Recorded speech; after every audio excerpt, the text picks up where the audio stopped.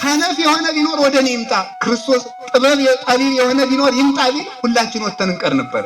የበላይ የለ፣ የበታች የለ፣ ዘር የለ፣ ክፍል የለ፣ ወገን የለ፣ ጾታ የለ፣ ሁላችንም አንድ ንጉሥ መድኃኔ ዓለምን አንግሰን፣ አንድ ብርሃን እሱን ለብሰን፣ አንድ ምግብ እሱን ተመግበን፣ አንድ መጠጥ እሱን ተጠጥተን፣ አንድ ርስት እሱን ወርሰን አግኝተን ላናጣ ገብተን ላንወጣ ለዘላለም አምሮብን ወደምንኖርባት የብርሃን ከተማ ወደ መንግሥተ ሰማያት ይጠራናል።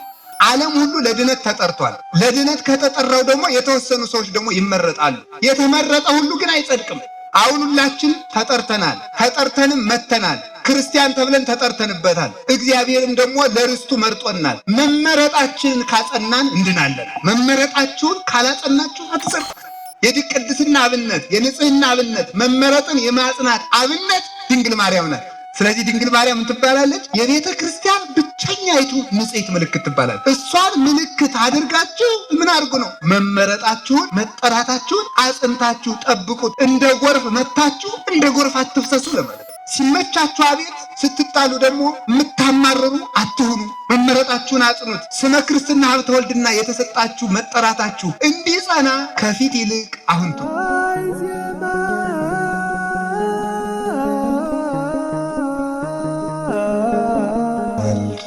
መንፈስ ቅዱስ አሐዱ አምላክ በባሕርዩ ሞት በመንግስቱ ሽረት የሌለበት ቅድመ ዓለም የነበረ ዓለምን የፈጠረ ይህንን ዓለም በቸርነቱ የሚመግብ በቸርነቱ ይህንን ዓለም ያዳነ ፈጣሪያችን ኢየሱስ ክርስቶስ በሀብት ስሞ በረድኤት አቅርቦ በዚህ ቅዱስ ቦታ ስለሰበሰበን እንድንማረም ስለፈቀደልን በልቡናችን አስበን በአንደበታችን ተናግረን ስለማንፈጽመው ቸርነቱ ከባሕሪ አባቱ ከአብ ከባሕሪ ሕይወቱ ከመንፈስ ቅዱስ ጋር ስሙ የተመሰገነ ይሁን።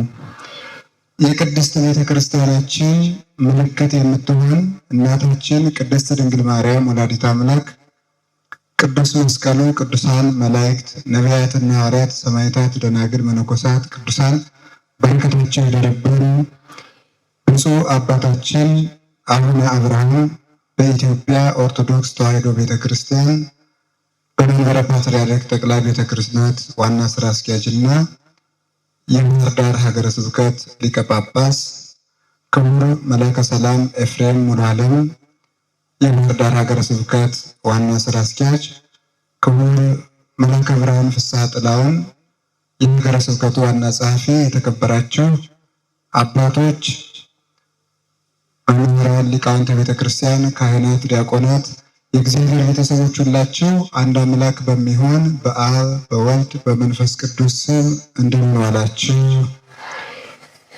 እንደምን ቆያችሁ? እንደምን አመሻችሁ? በቸርነቱ የጠራን ፈጣሪያችን ስሙ የተመሰገነ ይሁን። ከአሁን በፊት ላስተማሩን ሁሉ ቃለ ሕይወትን ያሰማልን። አሁን የምንማርበትን የቸርነቱን በር ይክፈተልን።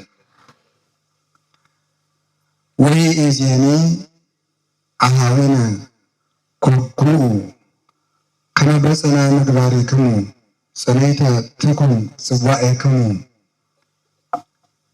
መጠራታችሁን ታጸኑ ዘንድ ከፊት ይልቅ አሁን ትጉ በሚል ርዕስ እንማማራለን። መጠራታችሁን በሉ ታጸኑ ዘንድ ከፊት ይልቅ አሁን ትጉ በሉ። መጠራታችሁን ታጸኑ ዘንድ ከፊት ይልቅ አሁን ትጉ። ሶስተኛ በሉ መጠራታችሁን ታጸኑ ዘንድ ከፊት ይልቅ አሁን ምን በሉ? አይ ጽኑ አላልኩ። የተጻፈ ነው ማንበብ ያለባችሁ። ትጉ ነው ያልኩኝ። እስኪ ትጉ በሉ። አዎ የሐዋርያው የቅዱስ ጴጥሮስ መልእክት ሁለተኛ ጴጥሮስ ምዕራፍ 1 ቁጥር 10 ላይ የምናገኘው ኃይለ ቃል ነው። ይህንን የጻፈው ቅዱስ ጴጥሮስ ሊቀ ሐዋርያት ነው። መልእክቱን የጻፈላቸው ደግሞ በቅዱስ እስጢፋኖስ ሞት ምክንያት በጳንጦስ፣ በገላትያ፣ በቀጳዶቅያ በዓለም ሁሉ ክፍል ለተሰደዱ ክርስቲያኖች የተጻፈላቸው መልእክት ነው። ሁለተኛው ለማጽናት፣ የመጀመሪያው ሃይማኖታቸውን እንዲይዙ ለማስተማር፣ ሁለተኛው ለማጽናት የተጻፈ ትጋትን እንዲጨምሩ የተጻፈ መልእክት ነው። ሰው በሃይማኖት የማይኖር ሰው አለ።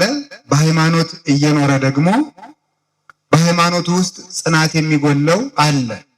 ዲያብሎስ ይህንን ዓለም የሚፈትነው በሶስት ነገር ነው። የመጀመሪያው ወደ ሃይማኖትና ሃይማኖታዊ ወደሆኑ ምስጢራትና ተጋድሎዎች፣ ስነ ምግባራት እንዳይገባ በማድረግ ነው። በስንፍናም ይሁን በእውቀት ማነስም ቢሆን በልብ መደንደንም ይሁን ወደ መልካሙ የእግዚአብሔር መልካም ጎዳና እንዳይገባ አስቀድሞ በውጭ ያስቀረዋል። ተስፋ ያስቆርጠዋል፣ አትዘልቀውም ይለዋል፣ እውቀት ያሳጣዋል፣ ሰዎች መሰናክል ይሆኑበታል። በብዙ ጎዳና በስጋው ይይዘዋል። በዓለም በብዙ መረብ አስሮ ሰው ከእግዚአብሔር ቤት እንዳይገባ በዚያው ይይዘዋል። ሁለተኛ ደግሞ መልካሙን ነገር ከጀመረው በኋላ እንዳይጸናበት ያደርገዋል። እንዳይጸናበት ማድረግ ማለት ምንድነው? ጸሎት ያስጀምረዋል። 3 ቀን 5 ቀን 7 ቀን ወር ቆይቶ ይሰለቸዋል፣ ያስጠላዋል። ጾም ይጀምራል፣ ይሰለቸዋል። ስግደትም ይጀምራል፣ ይሰለቸዋል።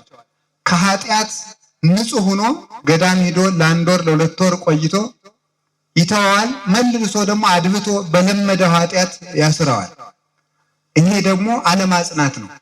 ዲያብሎስ መጀመሪያ ከክፋታችን እንዳንላቀቅ ወደ እግዚአብሔር ቤት እንዳንመጣ ያደርጋል። ከገባን በኋላ ደግሞ ወደ ለመድነው ኃጢአት እንዳንመለስ የሚጠቅመን ብቸኛው አጥር ከቤተ ክርስቲያን አለመውጣትና ጸሎት አለማቋረጥ ናቸው። እነዚህን ሁለቱን ካቋረጥን አጥሩ የፈረሰ ቤት፣ በሩ ያልተዘጋለት ቤት ሌባ ከፍቶ ወንበዴ ገብቶ ያሻውን ዘርፎ ሊሄድ ከልካይ እንደሌለበት ሁሉ ዲያብሎስ ከኛ ጸጋን ሁሉ ይዞ ለመሄድ የሚመቸው የጸሎት አጥር ሲፈርስለትና ከእግዚአብሔር ቤተ መንግስት ስንወጣ ነው። ቤተ ክርስቲያን የእግዚአብሔር ቤተ መንግስት ስለሆነች ሰራዊተ መላእክት እንደሚጠብቁን እግዚአብሔር በቸርነቱ በረድኤቱ እጆቹ ደግፎ እንደሚይዘን ስለሚያውቅ ከእግዚአብሔር ቤት እንዳንወጣ ማድረግ ባይቻለው እንኳን ከቤተ ክርስቲያን እንድንቀር ወይም ደግሞ ቤተክርስቲያን እየመጣን እንዳንጸልይ ያደርገናል። ንጹህ ሆነን ለ1 ወር በመቆየታችን ለ2 ወር በመቆየታችን ያዘናጋናል። ኃጢአት ሲያሰራን የነበረው ሰይጣን የለቀቀና የተወን ይመስለናል። እርኩስ የነበርነው ወደ ንጹህነት ያደግን ይመስለንና ተዘናግተን ጸሎት መቀነስ እንጀምራለን። ያንን ባደረግን ጊዜ ደግሞ ሰይጣን አድብቶ መግቢያ ቀዳዳ ስላገኘ እንደገና ደግሞ በዚያው ይጥለናል። ከዚያ በኋላ ጀምሬው ነበረ ባለፈው ስለወደቅኩ እንግዲህም ብጀምረው ወድቃለሁ ብለን እናስብና በተስፋ መቁረጥ ደግሞ ለልማዳችን ወድቀን ተላልፈን ተሰተን እንቀራለን ማለት ነው። እና መድኃኒቱ ከውጭ ላለ ቆርጦ ወደ እግዚአብሔር ቤት መግባት፣ እቤት ያለ ሰው አብዝቶ መልካም ከመስራት ይልቅ መጀመሪያ የያዟትን መልካም ነገር አጽንቶ መያዝ፣ መደጋገም ለ40 ቀን ለ80 ቀን ለ6 ወር እያሉ መደጋገም። ኃጢአትም ተደጋግሞ ነው የሚለምደው፣ ጽድቅም ተደጋግሞ ነው የሚለመደው።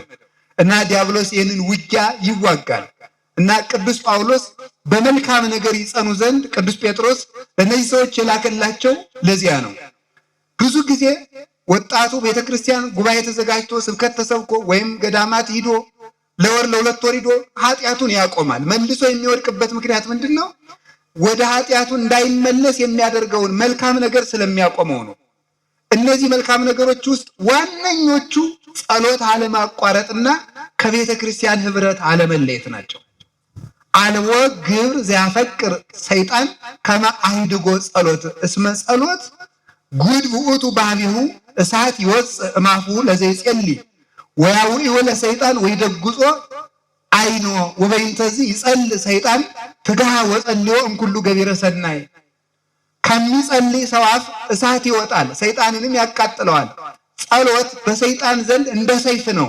ስለዚህ ሰይጣን ከሁሉም መልካም ነገሮች አጥብቆ ጸሎትን ይጠላል። ጸሎትን አጥብቆ ይጠላዋል።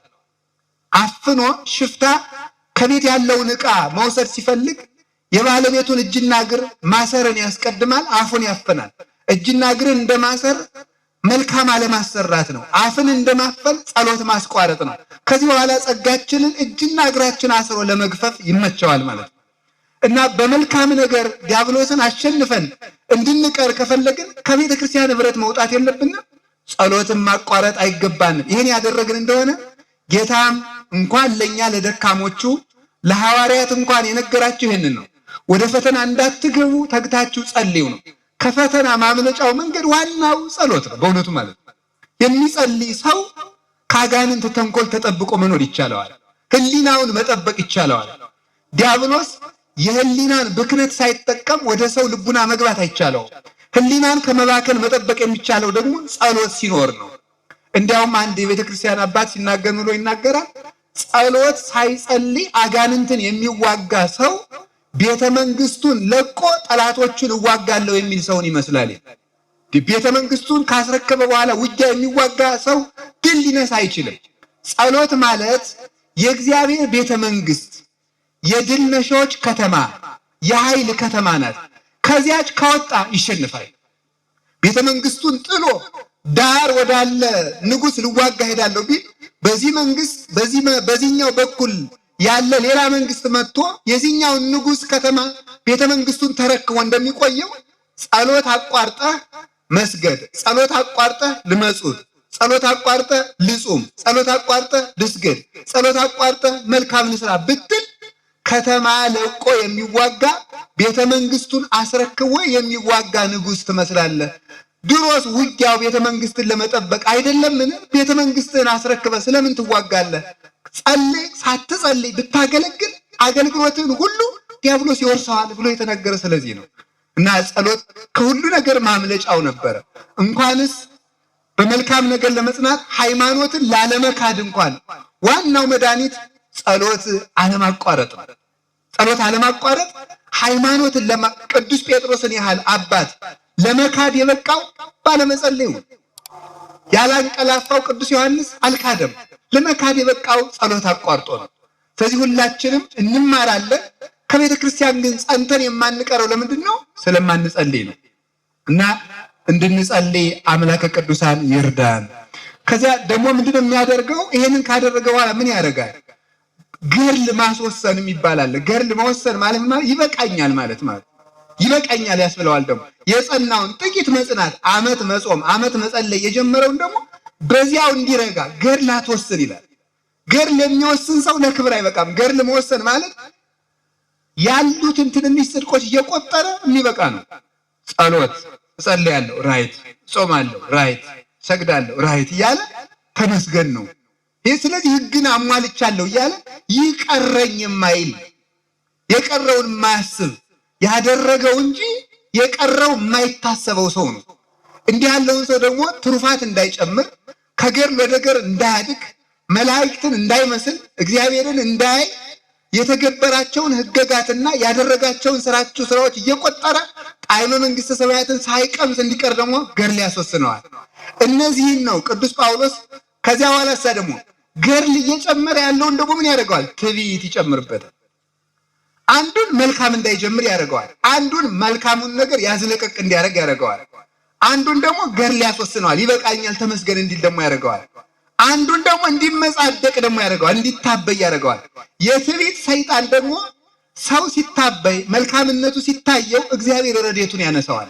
ረድኤቱን ሲያነሳ ሰው ራሱን መጠበቅ አይቻለውምና ሰው በዝሙት ይወድቃል። በዝሙት በወደቀ ጊዜ ደግሞ የተስፋ መቁረጥ ሰይጣን ይረከበዋል። ከተረከበ በኋላ ከሃዲ ይሆናል። ከካደ በኋላ ልቡ ይደነድንና ሳይመለስ ይቀራል። አንዱን ደግሞ በትዕቢት ይዋጋዋል። ስለዚህ ወዘንተ እንዘ ትገብሩ ኢትሳሃቱ ያላቸው ለዚህ ነው። መልካም ስታደርጉ አትሳሳቱ። አንደኛ አትታበዩ፣ ሁለተኛ መልካሙን ነገር ነገ ጀምረዋለሁ አትበሉ። ዛሬ ጀምሩት፣ ነገ እናንተ አይደለም። የጀመራችሁን ደግሞ አጽንታችሁ ያዙት። ያለኝ ጽድቅ ይበቃኛል አትበሉ፣ ወደፊት ገስግሱ። እስካሁን ጾመህ ከሆነ ሌላ ጾም ጨምር፣ ሰጥተህ ከሆነ ሌላ መስጠት ጨምር፣ ታርቀህ ከሆነ ሌላ ሰላም ጨምርበት፣ ሌላ መልካምነት ጨምር። ይሄንን ለማድረግ ቅዱስ ጴጥሮስ ለማጽናት የጻፈው መልእክት ነው እና ሲነግራቸው ምን ይላል? መጠራታችሁን ታጸኑ ዘንድ ከፊት ይልቅ አሁን ትጉ ይላቸዋል። ከመጠራት የተባለው ሰው የሚጠራው በምንድን ነው ካላችሁኝ፣ በአምስት ነገር ሰው ይጠራል። ሰው የሚጠራው በአምስት ነገር፣ አንደኛው የሚጠራው በልጅነት ይጠራል። ክርስቶስ ኑ ተከተሉኝ ባለው ይጠራል። ኑ ትልኡኒ አንዱ መጥሪያ ነው። ኑ ተከተሉኝ ይሄ አንዱ መጥሪያ ነው። ሁለተኛ ደግሞ በልጅነት በጥምቀት ሰው ይጠራል። በጥምቀት ይጠራል ሰው። ሶስተኛ በምን ይጠራል ካላችሁኝ፣ አንደኛው ኑ ተከተሉኝ ባለው ቃል ይጠራል። ሁለተኛው ደግሞ በምን ይጠራል? በጥምቀት ይጠራል። በጥምቀት። ሶስተኛው በንስሐ ይጠራል። አራተኛው በመከራ ይጠራል። አምስተኛው በክብር ይጠራል። እነዚህ ክርስቶስ ሰውን የሚጠራባቸው መንገዶች ናቸው። ኑ ትልኡኒ ያለው ምን ማለት? ኑ እኔን ምሰሉኝ፣ በእግርም ተከተሉኝ፣ በግብርም ምሰሉኝ። በእግር ቤተክርስቲያን በመሄድ በመሳለም በማስቀደስ ነጋ ለኪዳን መሸ ለቁርባን፣ የተራበ ለማብላት፣ የታመመ ለመጠየቅ፣ የታሰረ ለማስፈታት እግርን ለመልካም ነገር መጠቀም ይሄ ምን ይባላል? ቢያንስ እንኳን ሀብት ባይኖርህ አልብከኑ እግር ለሐውጾ ድዊ፣ ቢያንስ የታመመ ለመጠየቅ ቢያንስ እግር አለ። ቤተክርስቲያን የምታመጣው ባይኖርህ የምትመጣበት እግር ግን አለ። ሰብአ ሰገል ክርስቶስን ለማየት 2 ዓመት ተጉዘዋል። አንተ ግን 2 ሰዓት ለማትጓዝበት ርቀት ከቤተክርስቲያን ዘግይተህ ትቀራለህ ይላሉ ሰለስቱ ምዕት በፍትሐ ነገሥታቸው። ቅዱስ ዮሐንስ አፈወርቅም ይናገራል። እግርን ተጠቅሞ መዳን ነው። ኑ ተከተሉኝ። ሌላው በግብር ምሰሉኝ ነው። ትሁት እንደሆነ ትሁት መሆን፣ ፍቅር እንደሆነ ሰውን መውደድ፣ ለሰው እንደኖረ ለሰው መኖር፣ ሰውን እንደሚያድን ሰውን ለማዳን መሮጥ፣ ይህ ክርስቶስን መምሰል ነው። ራስን ድሃ ማድረግ፣ ፍጹም ትሁት መኖር፣ ራስን ለመከራ አሳልፎ መስጠት፣ በመከራ መክበርን መውደድ፣ ተሰቅሎ እንደተነሳ ራስን በመከራ አሳልፎ ሰጥቶ ክብር ማግኘትን መውደድ። ይሄ አንዱ ሰዎችን የሚጠራቸው ክርስቶስ በትምህርት ነው፣ በወንጌል ኑ ተከተሉኝ፣ በእግራችሁም ኑ በስራችሁም እኔን ምሰሉ ማለት ነው። ልጅ አባቱን ካልመሰለ እናቱን ያሳማል። ክርስቲያን አባታቸው ክርስቶስን ካልመሰሉ ቤተክርስቲያንን ያሰድዋታል፣ ያሳማታል። ከማን ወልደሽው ነው ያሰኛል፣ የማናቸው ያሰኛል። ክርስቲያን ክርስቶስን ካልመሰለ በዚህ ሰው ይጠራል። ሁለተኛ በልጅነት ይጠራል። በልጅነት መጠራት ማለት ምን ማለት ነው? በጥምቀት ጊዜ ክርስቲያን የሚል መጠሪያ ይሰጠናል። ክርስቲያን የሚል ክርስቲያን ማለት በጣም ትልቅ ስም ነው። የክርስቶስ ማለት ነው። የክርስቶስ ገንዘብ ስለሆነ የዲያብሎስ አይደለሁም እንላለን ማለት ክርስቶሳዊ ማለት ነው። ክርስቶስን የሚመስል ውብ ማለት ነው። ክርስቲያን ማለት ክርስቶስን የሚመስል ውብ መልካም ማለት ነው። ለክርስቶስ የሚኖር ማለት ነው። እመኒ ሐዮነ ለክርስቶስ ነሐይ ወመኒ ሞትነ ለክርስቶስ እንመውት። ብንሞትም ለክርስቶስ እንሞታለን፣ ብንኖርም ለክርስቶስ እንኖራለን።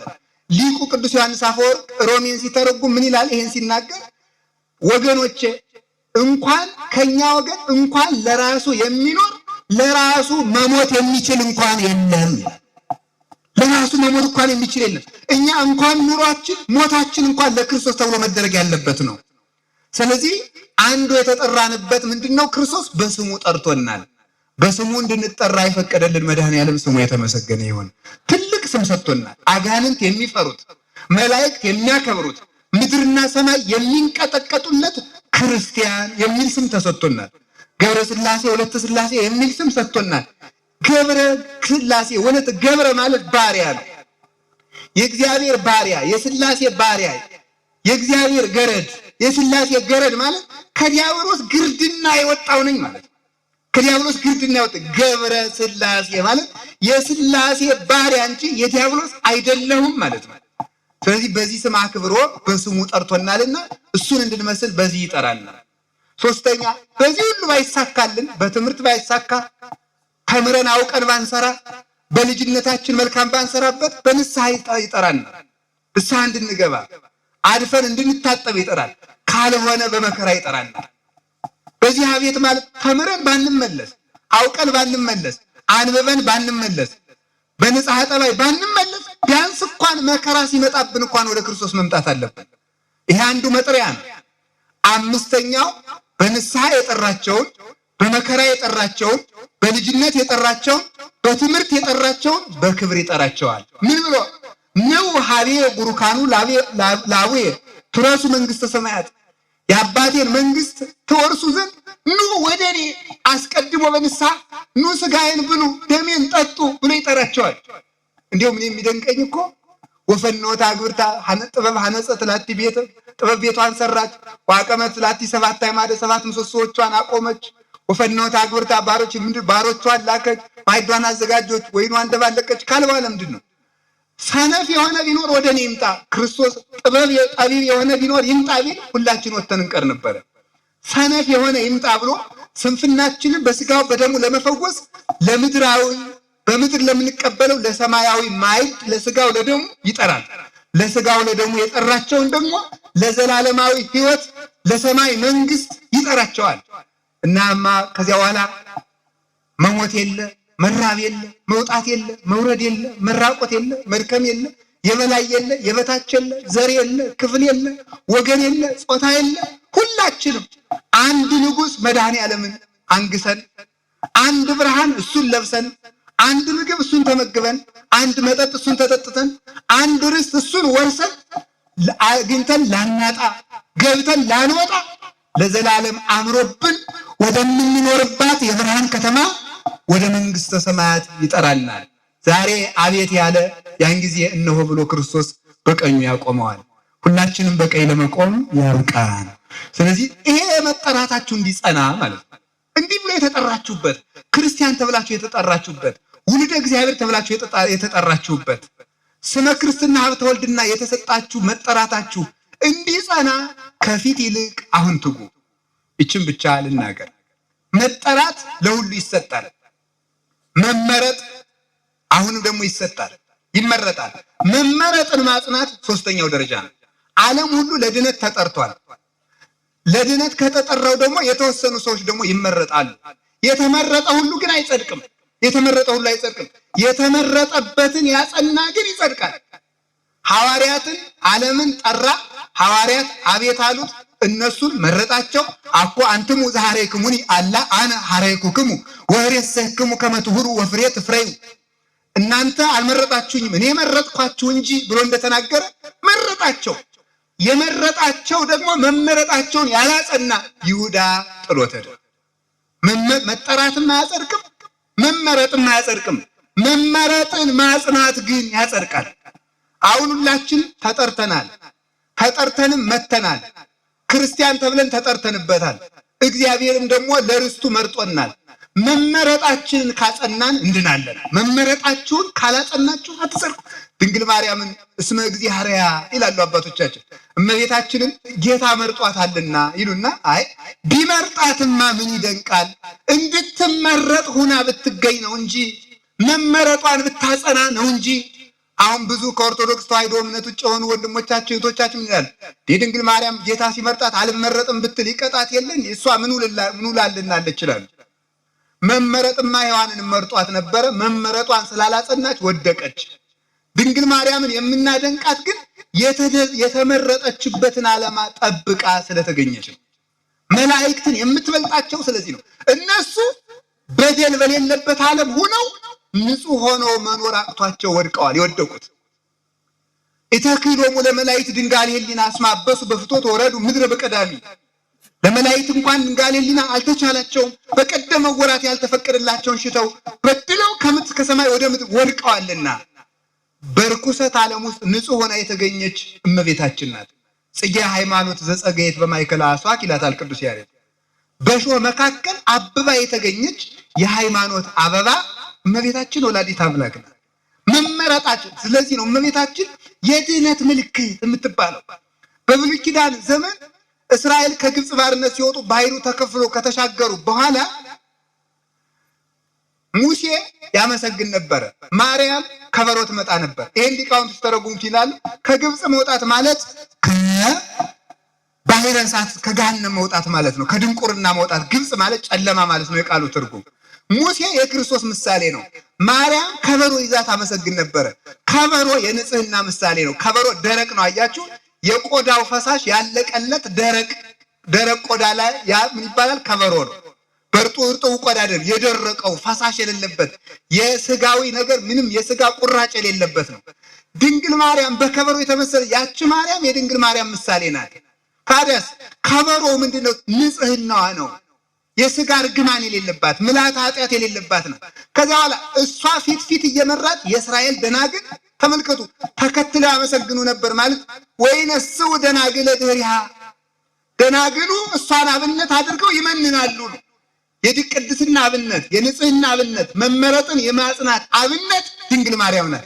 ለዚህ ነው የቤተ ክርስቲያን ሊቃውንት የቤተ ክርስቲያንን ውበት ለመግለጥ የማርያምን ያህል ጌጥ ያለው የለም፣ የድንግል ማርያምን ውበት ለመመስከርም የቤተ ክርስቲያንን ያህል መልካም የለም ይላሉ። ስለዚህ ድንግል ማርያም ትባላለች የቤተ ክርስቲያን ብቸኛይቱ ንጽሕት ምልክት ትባላለች። እሷን ምልክት አድርጋችሁ ምን አድርጉ ነው? መመረጣችሁን መጠራታችሁን አጽንታችሁ ጠብቁት። እንደ ጎርፍ መታችሁ እንደ ጎርፍ አትፍሰሱ ለማለት ነው። ይህንን ነው ቅዱስ ጴጥሮስ የሚያስተምረን ማለት ነው። ሲመቻችሁ አቤት፣ ስትጣሉ ደግሞ የምታማርሩ አትሁኑ። መመረጣችሁን አጽኑት። ከቃሉ ጋር ናችሁ። መመረጥን ለማጽናት እንደሚያስፈልገን ትጋት ነው። ይህን የነገረን ከፊት ይልቅ ያለው ምንድን ነው? ከፊት ይልቅ ያለው ከብሉይ ኪዳን ይልቅ ከብሉይ ኪዳን ይልቅ አሁን ትጉ።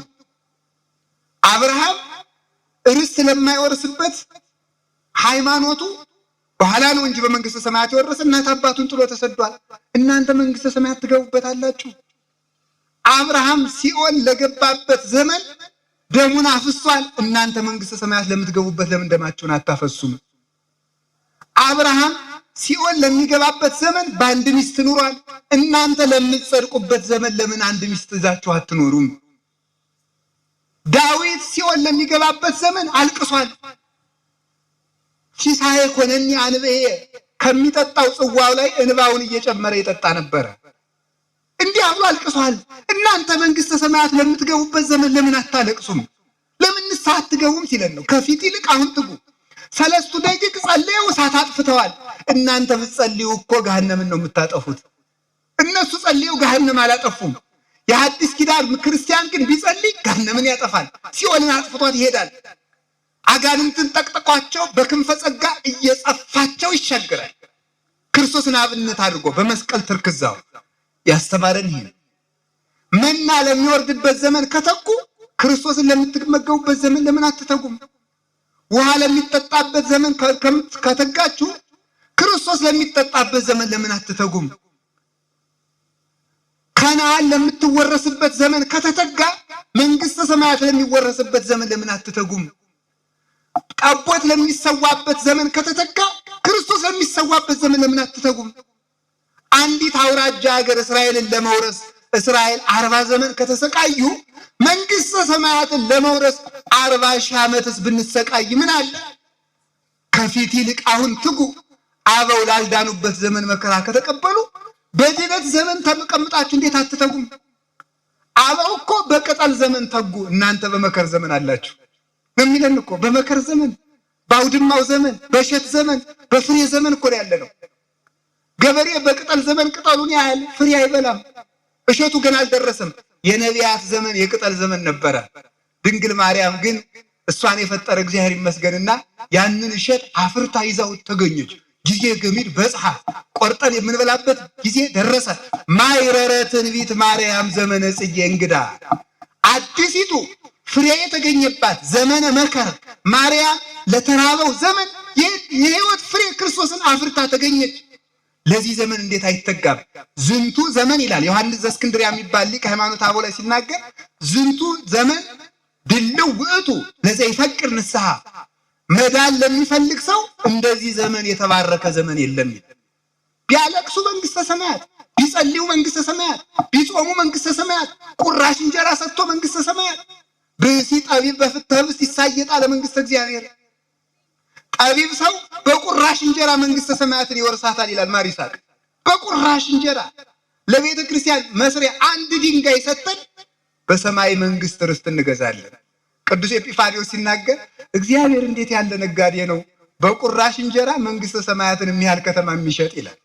በቁራሽ እንጀራ፣ በቀዝቃዛ ውሃ፣ በሳንቲም ድቃቂ፣ በልብስ ላቂ እግዚአብሔር ይህንን ርስት የሚያወርስ አምላክ ነው። ለዚህ ዘመን ያልተተጋ መቼ ይተጋል?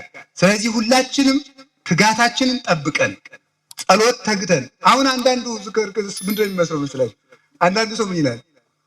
መጸለይ ይፈልጋል ነው ግን እንቅልፍ እምቢ ያለኛል። እንደዚህ ያለ ጥያቄ እንደው አትጠይቁ፣ እንደው አፈርሰው ነውር ነው ማምላክ። ጸሎት እንቅልፍ እምቢ ያለኝ እና እግዚአብሔር እንቅልፍ በታምር ሊያርቅልን ነው እንዴ? አተኛ አትነሳ፣ ተነሱ። አሁን እስኪ አንድ ጥያቄ ልጥቀቅ። ገሃነም እንዳለ ያገባው ሰው እንቅልፍ አይወስደውም። ተግተን መንግስተ ሰማያት ለመግባት ያብቃን። እግዚአብሔር